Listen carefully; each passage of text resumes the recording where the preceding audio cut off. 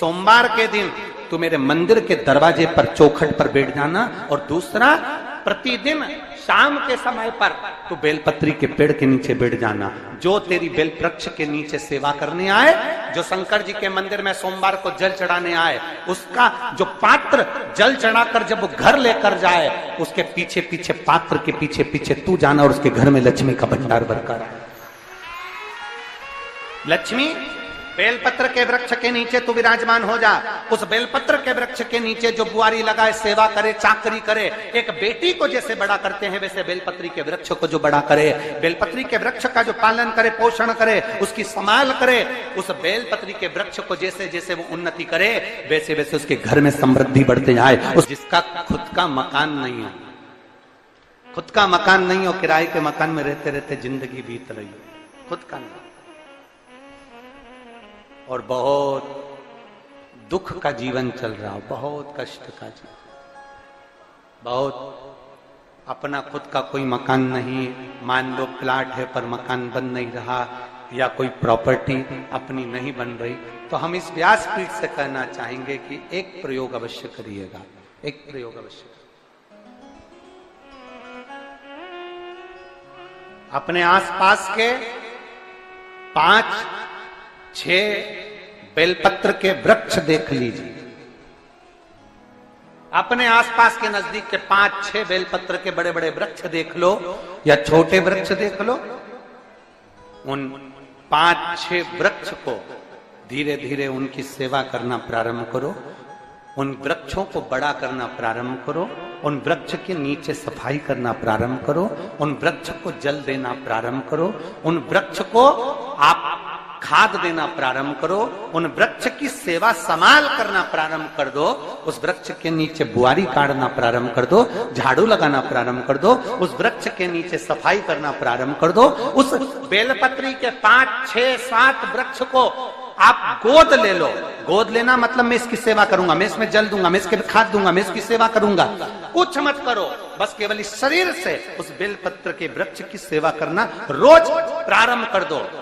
6 महीना इंतजार करना और 6 महीना लगातार सेवा करना, 7वां महीना आपका और हमारा, और बताना कि भोलेनाथ ने प्रॉपर्टी दिलाई कि नहीं दिलाई और आगे बढ़ा है।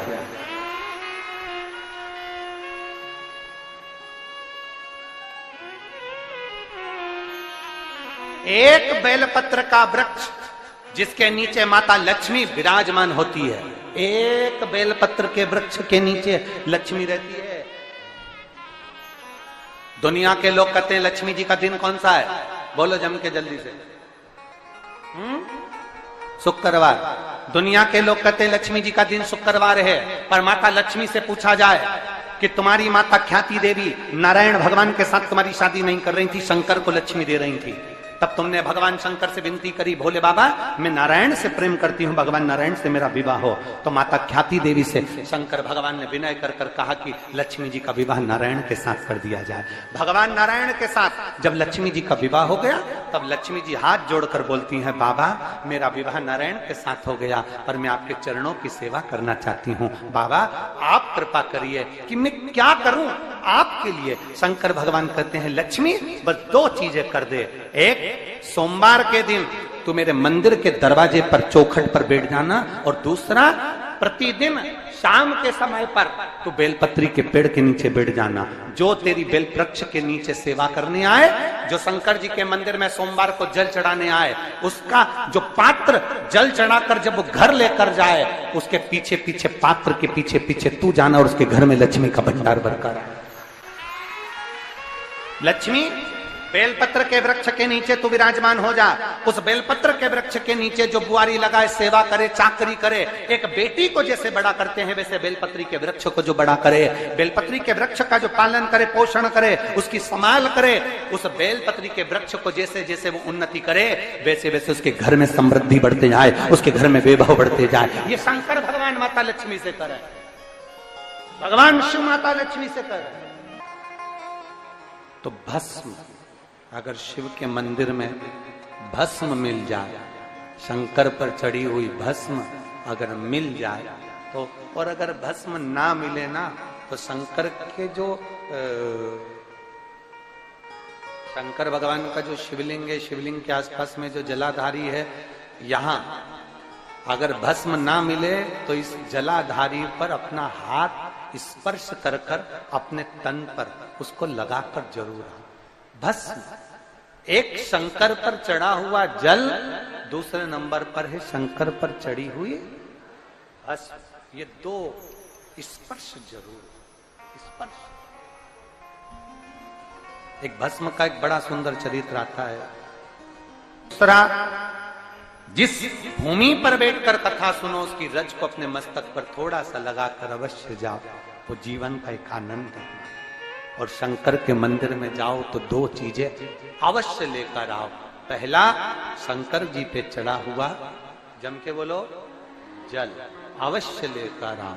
क्योंकि जब तुम जल लेकर आते हो, पात्र लेकर आते हो, तो मेरा महादेव लक्ष्मी जी को तुम्हारे पीछे पीछे तुम्हारे घर तक भेजते हैं। चढ़ी हुई बेलपत्र मत खाओ, लोग कहेंगे शंकर पर चढ़ा हुआ ये मत पाओ।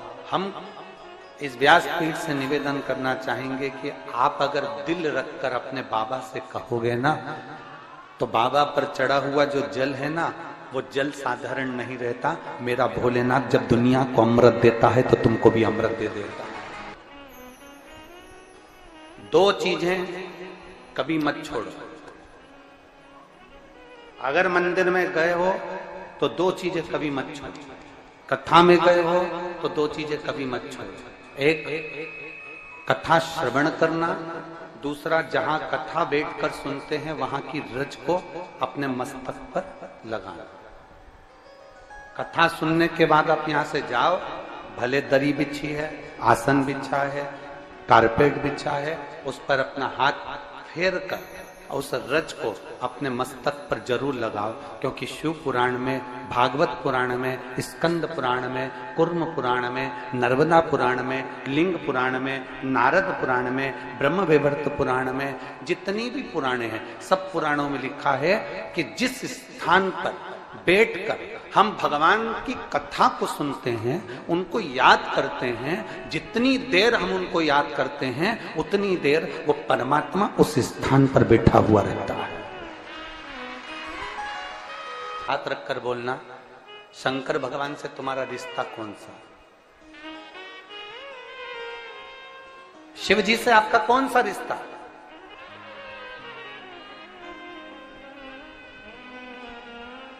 शंकर भगवान को आप क्या मानते हो?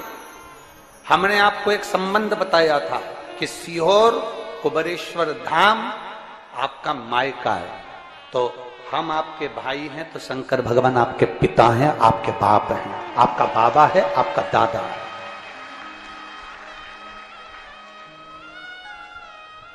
अब आपसे हम प्रश्न करें, उत्तर मेरी कुरुत की बहनें भी देंगी और मेरे जीजा उन भी देंगे और मेरी बेटियां और मेरे बेटे देंगे। आपसे प्रश्न करें, अगर बेटी को दुख होगा तो क्या वो अपने बाप से नहीं कहेगी? बोलो तो जम के। बेटी को तकलीफ है, वो अपने बाप से ना कहेगी। बेटे को तकलीफ है तो वो अपने पिता से, अपनी मां से नहीं कहेगा, मम्मी मुझे ये तकलीफ है, पापा मुझे ये दुख है, मां मुझे ये तकलीफ है, पिताजी मुझे ये कष्ट है। क्या वो अपने माँ बाप से नहीं कहेंगे? क्या वो अपने माँ बाप से विनय नहीं करेंगे?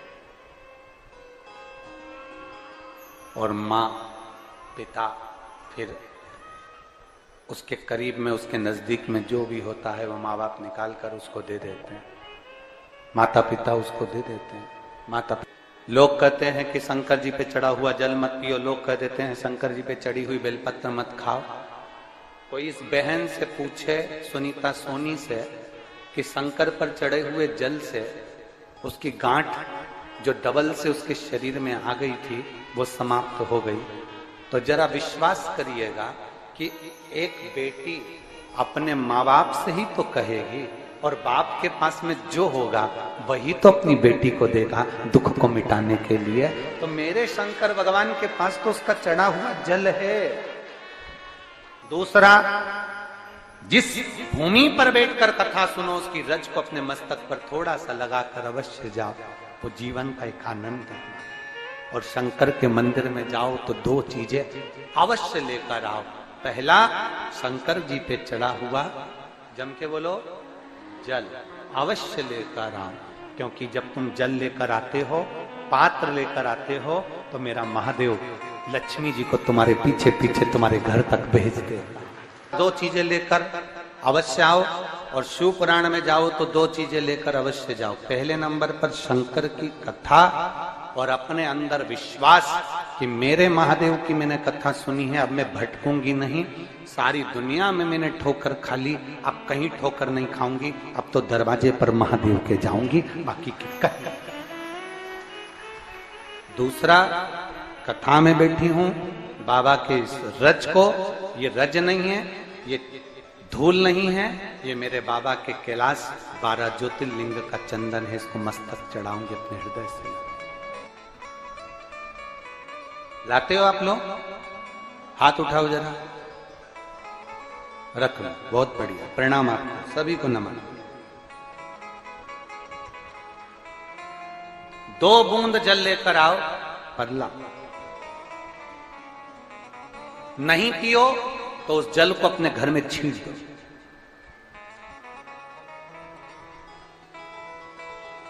नहीं पी सकते, उस जल को छींट दो। सारे घर के लोग नहीं पी रहे, उस जल को मटके में डाल दो, हंडे में डाल दो। 2 बूंद जल हंडे में डाला, सब पी गई। आपको अलग अलग किसी को देने की जरूरत नहीं पड़ी, किसी को नहीं। हंडे में डाल दो, मटके में डाल दो, सब उस पानी को पीना प्रारंभ।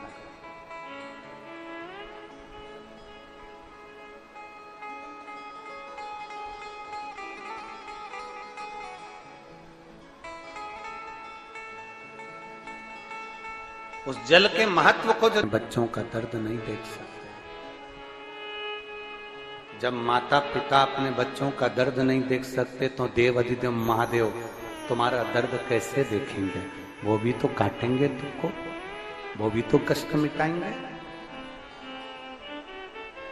2 चीजें कथा में जाकर ले, एक जहां जगह मिल जाए वहां बैठकर कथा सुनो।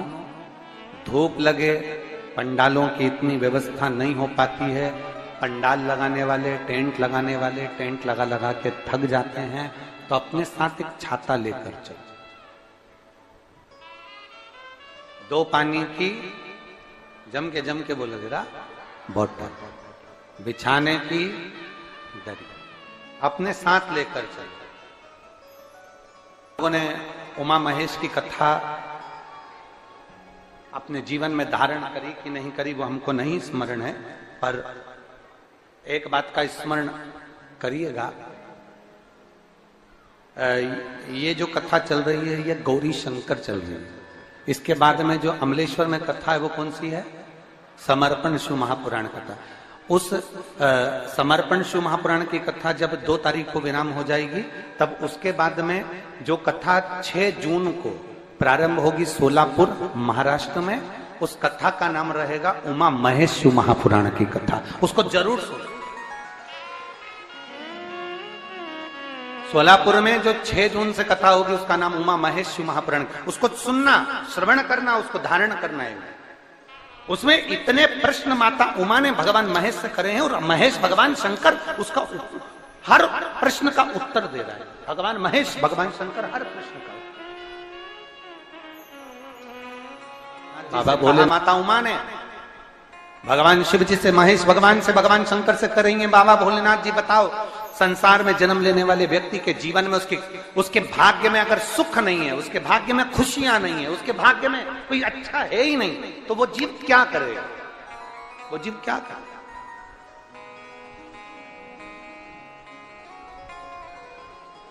भगवान शंकर कह रहे हैं, पार्वती,